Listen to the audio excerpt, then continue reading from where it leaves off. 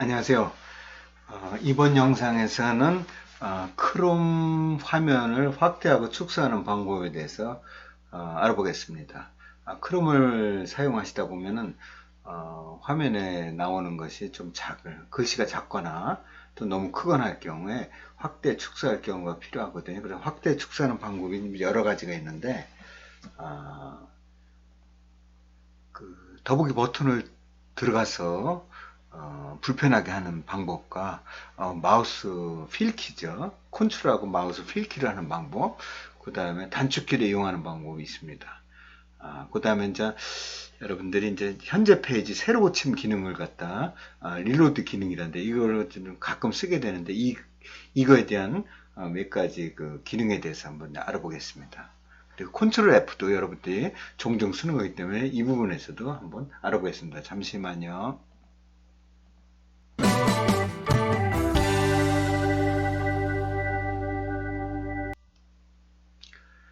자, 그 크롬 화면이 그러면은 제가 이제 크롬 화면을 한번 열어보겠습니다. 크롬 화면을 열어보겠습니다. 그러면은 크롬을 이제 하나 열었습니다. 여기 네이버 왔습니다. 그러면은 첫 번째로 우리가 화면을 어, 확대해 보려면은 이렇게 그 더보기 버튼이요. 더보기 버튼 눌러가면은 여기에 글꼴 크기가 100%입니다. 이거를 누르면은 화면이 커지죠. 화면이 커지죠. 그 다음에 이거를 이쪽 마이너스를 누르면은 화면이 점점점 작아집니다. 우리는 보통 일반적으로 이제 100을 쓰고요. 좀 화면을 조금 더 키우려면은 110 정도 이렇게 쓰죠.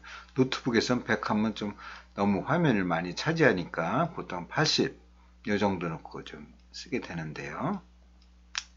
자, 그럼 이렇게 이제는 그 더보기 버튼 들어서 이렇게 불편하게 하는 것 말고 이 컨트롤 키를 왼손 두 번째 손가락 검지라고 하나요? 그걸 꾹 누른 상태에서 그 마우스의 그 휠키 있죠? 휠키. 마우스의 가운데 있는 휠키. 그 마우스 왼쪽 버튼, 오른쪽 버튼 가운데 있는 게 이제 휠키 또는 스크롤 키라고 하는데 컨트롤을 누른 상태에서 스크롤 키를 앞으로 하거나 뒤로 하면은 이게 커지고 화면이 커지고 이렇게 한 거를 볼 수 있습니다. 그러니까 이렇게 PT를 하다가 어느 부분이 글씨가 이쪽 부분이 너무 작아요. 그럼 이쪽 부분을 좀 크게 할 경우에 이쪽을 한번 보시겠습니다. 그렇게 해놓고서 이제 좀 키울 필요가 있겠죠. 그래서 이렇게 이제 화면을 키우고 잡고 이렇게 해서 휠키를 통해서 하는데 이 컨트롤하고서 휠키를 그 마우스 스크롤 키를 쓰는 거는 크롬뿐만 아니라 익스프로, 엣지, 그 다음에 파워포인트에서도 그대로 적용이 되고요. 그 다음에 이제 PDF 보는 아크로밧 리더 있지 않습니까? 거기서도 다 적용이 됩니다. 그래서 일단 어디 들어가서 또한 저기 그 포토샵에도 적용이 되는데 포토샵은 또 설정을 해야 되겠죠. 그래서 여러분들이 어디든 가서 한번 화면을 보기 때문에 일단은 컨트롤 누르고 이 스크롤 키를 한번 앞으로 뒤로 한번 해보십시오. 그러니까 크롬에서는 정확하게 할 수 있습니다. 그러면 여기 위에 몇 퍼센트 돼 있다는 게 이렇게 보이네요. 이거 이제 컨트롤 누르면 이렇게 해서 몇 퍼센트. 자, 그런데 이제 단축키를 하는 방법이 있습니다. 단축키는 여러분들 컨트롤 키를 누른 상태에서 플러스 키가 있습니다. 그러니까 백스페이스 옆에 있는 플러스 키를 컨트롤 누르면서 백스페이스 플러스 키를 누르면 이렇게 커집니다. 또 그 플러스 왼쪽에 있는 마이너스 키를 켜지면은 계속 컨트롤 누른 상태여야 되죠. 그러면은 화면이 작아지겠죠. 예를 들어서 한 화면에 밑에 이거를 전체적으로 우리가 인쇄를 하겠다든가 캡처를 해서 인쇄를 하겠다든가 그럴 때는 좀 화면을 작게 할 필요가 있을 수도 있겠죠. 그럴 경우에 이제 작게 해서 쓰겠죠. 그래서 컨트롤 플러스 키 마이너스 키 위에 상태에 이렇게 보시면 몇 퍼센트 된다는 게 나오니까 자 대략 플러스 조금 있으면 없어지겠지만요 마이너스. 근데 이렇게 하다가 너무 작았다는 걸 할 때 한참 눌러서 100% 돌아가는 수가 있겠는데 이럴 경우에는 그렇게 하지 마시고요. 막 그렇게 다시 이렇게 가서 60, 75, 85 이렇게 하지 마시고 크거나 작거나 어디 있든 간에 그 마이너스 옆에 있는 0이라는 게 있습니다. 0. 0을 이렇게 컨트롤 0을 누르면은 100%로 돌아갑니다. 또 0이라는 게 그 좌판에 A, B, C, D 위에 둘 수도 있고 오른쪽에 그 숫자 키가 또 있죠. 그것도 0을 눌러도 마찬가지. 그쪽에 어디를 누르는 간에 0을 눌러도 0으로 돌아갑니다. 예전에는 버전에 업데이트 할 때는 오른쪽에 있는 키보드에 있는 0은 원래 100%로 원상복귀가 안 됐었는데 요즘에는 다 먹히게 돼 있습니다. 그래서 컨트롤하고 플러스는 확대, 컨트롤 마이너스는 동시에 누르는 거에다 마이너스는 축소, 컨트롤 제로, 컨트롤 0은 원래 100%로 돌아가는 거. 이거를 여러분들이 기억을 해주시면 좋겠습니다. 자, 확대하는 걸 했고요. 그 다음에 여기 이렇게 그 홈키 좌측에 홈키에 보면은 이게 리로드입니다. 다시 올리기입니다. 다시 올리기. 그러니까 화면이 그 뭔가 좀 다시 한번 보고 싶을 때 그래서 요 리로드를 하면은 그 첫 화면으로 돌아가죠. 그 화면에 어디로 가 있든 간에 리로드를 하면 어떻게 되죠? 처음으로 돌아갑니다. 그래서 다시 새로 올리는 겁니다. 근데 이 리로드는 그 어떤 문제점이 있냐면은 어떤 그 예를 들어서 내가 그 홈페이지를 제작을 한다든가 어떤 그 뭐 블로그를 한다든가 뭐 이런 거 했을 때 가장 최근에 그 요 보고 본 이 화면을 보고 다음 그 이후에 뭔가 수정을 했을 때 이거를 보면은 그게 반영이 안 돼서 보이거든요. 왜냐면 한번 방문한 곳은 다시 리로드 하면은 그 방문했던 그 상태를 보여줍니다. 그래서 우리는 그걸 캐시 콘텐츠라 하는데 캐시 콘텐츠를 새로 바꿨을 경우에 그럴 경우에는 우리는 현재 있는 콘텐츠를 캐시 콘텐츠를 싹 제거하고 새로운 데이터로 보여주는 게 우리는 그 캐시 콘텐츠를 제거하고 현재 페이지 새로 고침 좀 말이 긴데 그래서 우리는 그걸 요 리루드 말고 요거나 F5 누르는 거나 똑같습니다. F5 누르는 거나 그래서 이건 키로 써야 되는데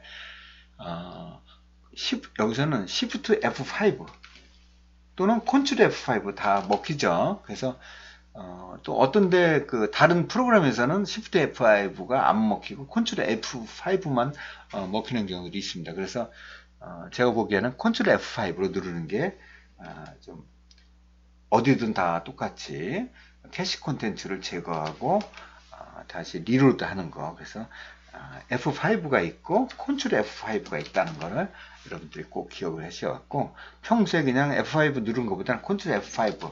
저도 이제 프로그램 이렇게 제가 이제 홈페이지를 개발을 하다 보면은 F5 누르면은 바로 그 제가 그 수정했던 내용이 안 나오거든요. 그래서 저는 습관적으로 Ctrl F5를 누릅니다. 그러면은 그 수정했던 것들이 다 이제 반영이 되죠. 그래서 Ctrl F5는 현재 캐시 컨텐츠를 제거하고 페이지 새로 고침한다. 이런 걸 기억을 해 주셨으면 좋겠습니다. 자, Ctrl F5는 단축키로서 가끔 그 단어 찾기입니다. 단어 찾기.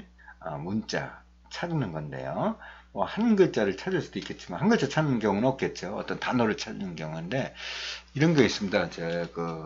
보통 그 블로그를 하다 보면은 이 제목에 있는 내용이 본문에 자연스럽게 스며들어 있어야 된다. 그러면 몇 번을 해야지 좋을까? 그거에 대해서 답을 아는 사람은 뭐 별로 없죠. 확신하는 사람은 없습니다. 그냥 뭐 5번이고 6번이고 10번이고 그 안에 자연스럽게 누가 있으면 이 검색어로서의 자격이 충분하다. 뭐 이렇게 말씀을 드릴 수가 있는데 그래서 저는 제가 이제 제가 운영하는 블로그를 한번 올려봤습니다. 올려보고서 제가 여기 보면은 블로그 마케팅이라고 있겠죠. 이 블로그 마케팅이 이 안에 몇 번 쓰였는가 한번 보면은 Ctrl F 누르면은요. Ctrl F 누르면은 여기 이제 제가 미리 썼던 건데요. 자, 그러면은 제가 블로그 마케팅을 한번 써보겠습니다. 블로그 마케팅. 엔터를 딱 쳤더니, 자, 블로그 마케팅 했더니, 자, 10번이 나왔습니다. 10번이 나왔고, 그럼 본문에는 몇 개 있냐면은, 위에서 이렇게 보시면은, 여기 한 번, 여기 제목에 2번, 2번을 빼야 되겠죠. 그러면 최대 8개가 들어가는데, 맨 끝에 가면은, 또다시 이제 이런 게 있겠습니다. 하나, 둘. 그러니까 총 본문 이외에 여기 하나 더 있네요. 하나, 둘, 세 개. 그러면은 앞에 2개 빼니까 10개 중에서 5개가 본문 안에 포함되어 있구나 이렇게 알 수가 있습니다. 그래서 우리가 이제 참 리스트를 하는데 찾기를 해야 될 경우가 있거든요. 예를 들어서 SNS다. 이거를 좀 찾아야 되겠다.